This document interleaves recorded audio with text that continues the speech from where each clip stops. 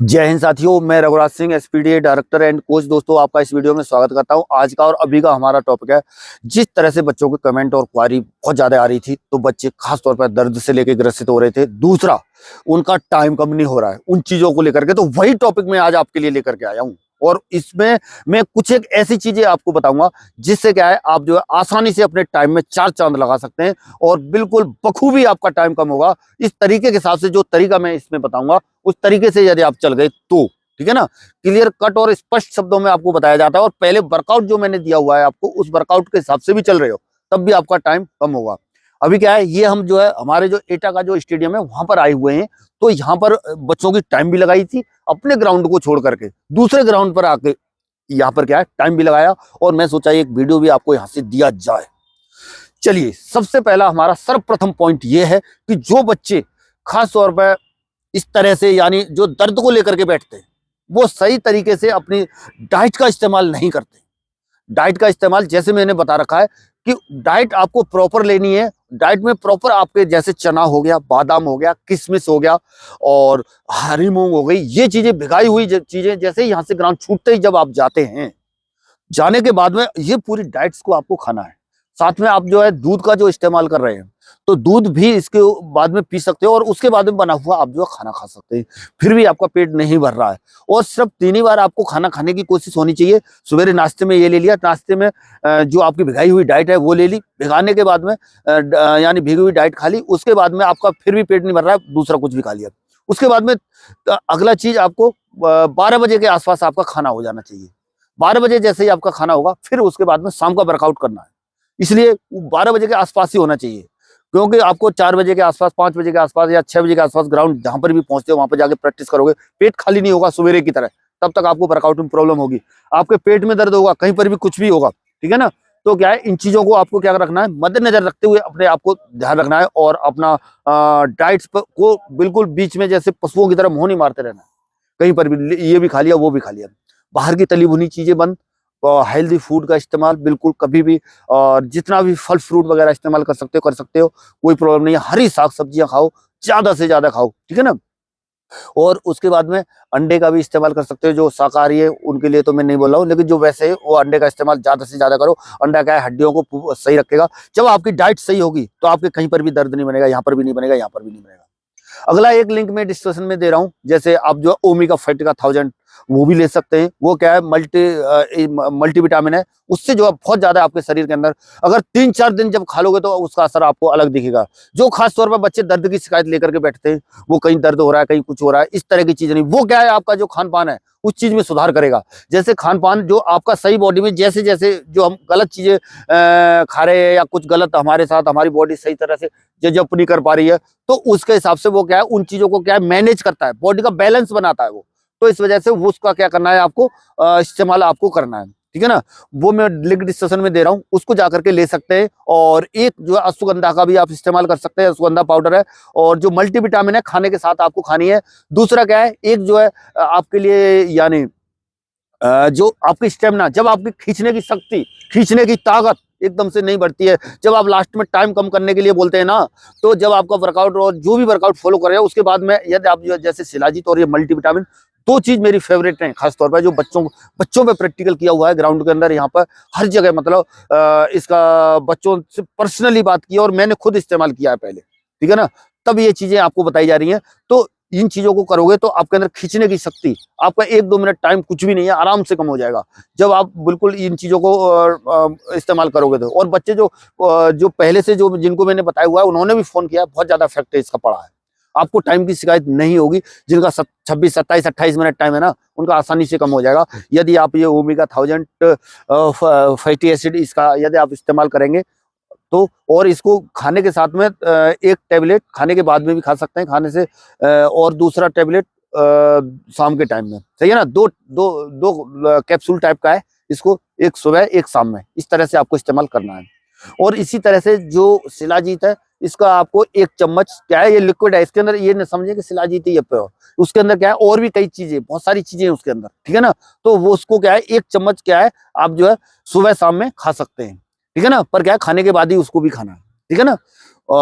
और आधा घंटे का अंतर डाल दें दोनों का, ठीक है ना। जैसे मल्टीविटामिन खा ली, उसके आधा घंटे बाद में ये खा लें, फिर उसके बाद में जो है कोई फालतू चीज नहीं खानी है। जब ये लिक्विड टाइप का है वो, ठीक है ना, उसका इस्तेमाल यदि आप करोगे तो आपके जो है क्या कहता है स्टेमिना में बहुत बड़ा बुस्ट होगा, बहुत बहुत बड़ा बुस्ट आपको देखने को मिलेगा। इसके अलावा आपके जब जैसे पैरों में दर्द बन गया है तो आप सही जूते का इस्तेमाल करो। मैं सही बता रहा हूँ, जूते की वजह से बहुत ज्यादा बच्चों को क्या होती है, प्रॉब्लम होती है। अगला क्या है, जैसे यहाँ पर या कहीं पर भी जो भी बच्चे केवल आए और रनिंग करना शुरू कर दिए, बस स्ट्रेचिंग की नहीं, वार्म अप किया नहीं, कुछ भी नहीं किया, वो चीज करना है। और डिफरेंट वर्कआउट जिस तरीके से आपको बताया जा रहा है, बार बार बताया जा रहा है कि डिफरेंट वर्कआउट, डिफरेंट चीजें, आपकी बॉडी एक ही चीज को ऑब्जर्व ना कर पाए। यानी आप जो भी चीज कर रहे हो आपकी बॉडी को यही पता ना चले कि मुझे मतलब 5 किलोमीटर करना है या 1600 करना है या 4 किलोमीटर करना है। आप जो अपने वर्कआउट के अंदर में, जैसे मैं शुरू में वर्कआउट लेकर के चला था बच्चों का, उसके हिसाब से डिसेंडिंग असेंडिंग मतलब इस टाइप से भी कर सकते हैं। जैसे कभी 2 किलोमीटर का लगाया, कभी 1600 लगाया, फिर उसके बाद में 1200 किया, उसके बाद में 800 किया, एक ही दिन में ऐसे कर सकते हैं। अपना मल्टीपल छोटे छोटे में भी कर सकते हैं, किसी दिन अलग अलग तरीके से। और उसके अलावा आप जो है स्लो फास्ट रनिंग जो है टाइम गिराने में बहुत ज्यादा मददगार होती है। आपका स्लो फास्ट रनिंग के अंदर में टाइम बहुत जल्दी और तेजी से कम होगा यदि आप स्लो फास्ट रनिंग करेंगे। आपके एरिया में यदि कहीं हिल है, यूपी वाले एरिया में हिल तो कम मिलेगी, यदि कहीं हिल वाला एरिया मिल जाता है तो उस एरिया में क्या करें आप, यानी हिल पे जैसे 100 से 120 मीटर का हिल है, 150 मीटर तक का है, उसके 10 रेपिटेशन आप लगाएं। उससे क्या है, पैरों के अंदर पावर भी आएगी। दूसरा क्या होगा, आपका टाइम भी जल्दी से कम होगा। और आपके अंदर जो है क्या था, खींचने की शक्ति भी बढ़ेगी जब आप ऊपर चढ़ रहे होंगे तो, ठीक है ना। तो इस तरह से पैसे हिल मिल जाता है तो अच्छी बात है, नहीं मिलता है तो भी कोई बात नहीं। बाकी और भी बहुत सारे वर्कआउट है, जैसे लेडर ड्रिल हो गया। लेडर ड्रिल एक सीढ़ी टाइप का रहेगा, या उसके चूने का कुछ सीढ़ी टाइप का बना लो तो उस पर लेडर ड्रिल भी कर सकते हैं। और जिनके हाथ पैर बिल्कुल सही चल रहे, ठीक ठाक है, जिनके पैरों में दर्द नहीं है, वो क्या है 100 मीटर का स्प्रिंट लगा करके अपने कदमों को क्या कर सकते हैं, खोल सकते हैं। जितना आपके कदम खोलेंगे उतना होगा। और क्या है, आपका जो है क्या है, मेन जो है क्या है, बॉडी पोस्चर आपका सही होना चाहिए।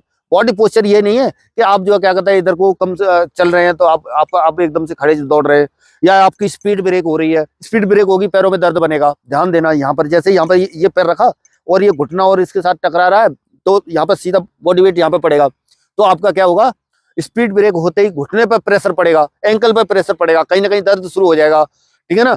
तो इन चीजों को, अपने बॉडी पोस्चर को ध्यान रखना है। और इस बॉडी पोस्चर को यदि आपको सही करना है तो आपको एबीसी ड्रिल करना बहुत जरूरी है, जिसमें ए स्कूप हो गई, बी स्कूप हो गई, छोटी हनी हो गई, बड़ी हनी हो गई और बट किक हो गई। इसमें क्या है, जैसे आपका हाथ का पोस्चर है, बॉडी पोस्चर है, आपका सही नहीं चल रहा है, मान लीजिए आपका हाथ सही नहीं चल रहा है, पैर सही नहीं चल रहा है, तो हाथ और पैर के कॉम्बिनेशन के लिए क्या होता है, सही होता है। यानी जब हाथ और पैर का कॉम्बिनेशन आपका सही चल रहा होगा, हाथ सही चल रहे होंगे ना, तो क्या होगा, आपका टाइमिंग में ऑटोमेटिक गिरावट आएगी, देखने को मिलेगी। और कभी भी दौड़ते समय ध्यान देना है, आपको पूरे ट्रैक को घेर के नहीं चलना है, आपने बिल्कुल एकदम से स्टार लेंथ भी। इससे क्या है, एबीसी ड्रिल जब आप करोगे, मैं हफ्ते के 3-4 दिन तो कम से कम मेरे यहाँ एबीसी ड्रिल होता ही होता है, ठीक है ना। जब आपकी स्टार लेंथ बिल्कुल एकदम से बिल्कुल एक सीध में जब दौड़ रहे हो, बहुत बड़ा फर्क पड़ेगा, ठीक है ना। तो वो क्या है, जब ये एबीसी ड्रिल वगैरह कर रहे हो तो उससे क्या है, इसमें सुधार होगा, आपकी बॉडी के अंदर ऑटोमेटिक सुधार होगा, आपकी बॉडी का ढांचा सही होगा। जो कोई कैसे दौड़ रहा होगा, जब कुछ दिन ये वर्कआउट या ये एक्सरसाइजों को फॉलो करेगा, तो मैं बता रहा हूँ उसके अंदर बहुत ज्यादा बॉडी स्ट्रक्चर में, उसके ढांचे में बहुत फर्क आएगा, ठीक है ना। और स्टेमिना बढ़ाने के लिए आपको बता दिया, इस तरह से स्टेमिना भी आपको बढ़ानी है। और अगला क्या है, जैसे दर्द वगैरह बना हुआ है आपके, खास तौर पे एंकल के अंदर और नी के अंदर, तो आपको कभी भी रनिंग को थोड़ा सा विचार करने की जरूरत है। ऐसा नहीं है कि मैं तो दौड़ ही रहा हूँ, कई बच्चों का ऐसा देखा जाता है कि मतलब जब फिजिकल नजदीक आ जाता है, वो क्या करते हैं कि मुझे जो है क्या है, फिजिकल अभी करना ही है बस, और एकदम से भर्ती का समय नजदीक आ गया, पैर में दर्द हो रहा है।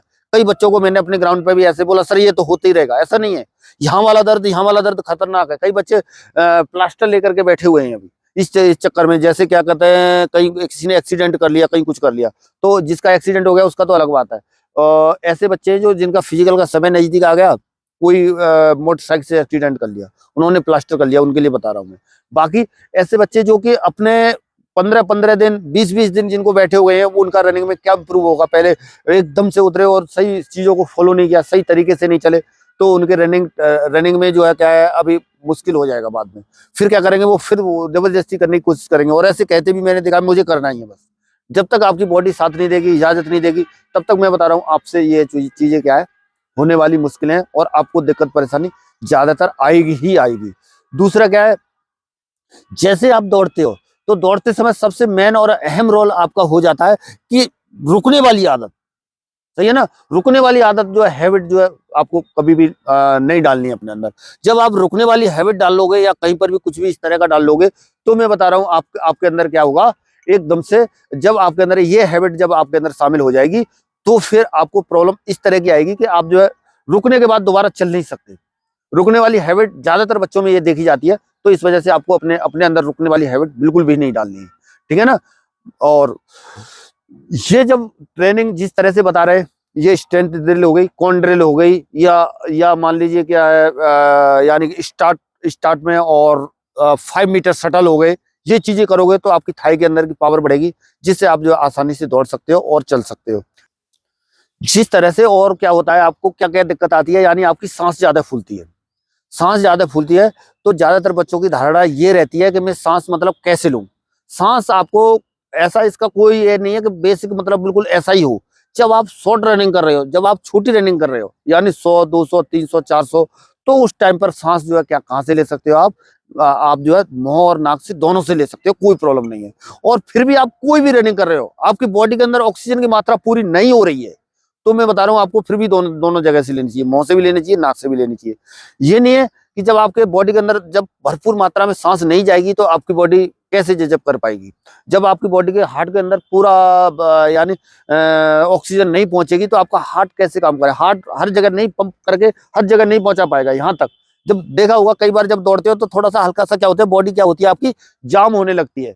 तो वो बॉडी जब जाम होने लगती है तो उसके हिसाब से आपको जो है ज्यादा ऑक्सीजन की रिक्वायरमेंट होती है। जब आपकी बॉडी के अंदर भरपूर मात्रा में ऑक्सीजन और ये सारी चीजें मिलेंगी तो उसके बाद में आपको ये दिक्कत आपको बिल्कुल नहीं आएगी। और इस तरह से आपको सांस भरपूर मात्रा में लेनी है। और जब आप लॉन्ग रनिंग कर रहे होते हो तो उसके बाद में आपको क्या करना है, जब लॉन्ग रनिंग के दौरान आप जो जब आपकी स्टेमिना बिल्डअप हो जाती है, वर्कआउट करते रहते हो, जब आपको काफी समय हो जाता है तो उस दौरान अपनी हैबिट में शामिल अपने आप ही हो जाएगा। आपको ज्यादा सांस की रिक्वायरमेंट नहीं होगी जितने जितनी, क्योंकि आपके अंदर वो चीज जैसे लैक्टिक एसिड जमना शुरू हो जाता है, बनना शुरू हो जाता है बॉडी के अंदर, वो नहीं बनेगा। तो फिर क्या है, आसानी से आप जो है नाक से ही ले सकते हो, नाक से भी छोड़ सकते हो, कोई प्रॉब्लम नहीं है, मुंह बंद भी रहेगा तब भी चल जाएगा। लेकिन जब रिक्वायरमेंट जब आपको एकदम से ज्यादा है, आपने शुरुआत ही करी है, तो आप शुरुआत में ये सोचो कि मेरी सांस ना फूले, ऐसा तो असंभव होता है शुरुआत में। इसमें क्या है, सांस सभी की फूलती है। फिर क्या है, धीरे धीरे वर्कआउट्स वगैरह ये चीजें सारी चीजें करते रहोगे तो क्या है वो अपनी जगह पे क्या है एडजस्ट हो जाएगा। धीरे धीरे करके बॉडी जो है एडजस्ट हो जाएगी, बॉडी के अंदर स्टेमिना बिल्डअप होगा। सांस में फेफड़े का भी ऐसा नहीं है, फेफड़े का भी आकार बढ़ेगा। और भी जल्दी बढ़ाना चाहते हो और भी जल्दी करना चाहते हो तो 20 मिनट तक योगा करें डेली, जिसमें मैंने अनुलोम विलोम बताया है, कपाल भाती बताया है, और उसके बाद में श्वास वाला तेज भरना और छोड़ना कई बार बता चुका हूं मैं। तो इस तरह से उसको करेंगे तो बहुत जल्दी आपकी सांस में 4 चांद लगेंगे। साथ में आपका इंडोरेंस भी सही बनेगा और आपको आपके अंदर कैपेसिटी भी बढ़ेगी और रनिंग का टाइम भी कम होगा। ये सारी चीजें बताइए आपको। और इसी तरह से यदि आपको ये वीडियो अच्छा लगा है तो चैनल को हमारे को सब्सक्राइब करो, वीडियो को लाइक करो और ज्यादा से ज्यादा शेयर करो और उन लोगों के पास भेजो जिनको फिजिकल की सख्त जरूरत है। चलिए बच्चों, मिलेंगे नेक्स्ट वीडियो में और नई जानकारी के साथ। तब तक के लिए सभी को थैंक यू। जय हिंद, जय भारत, भारत माता की जय।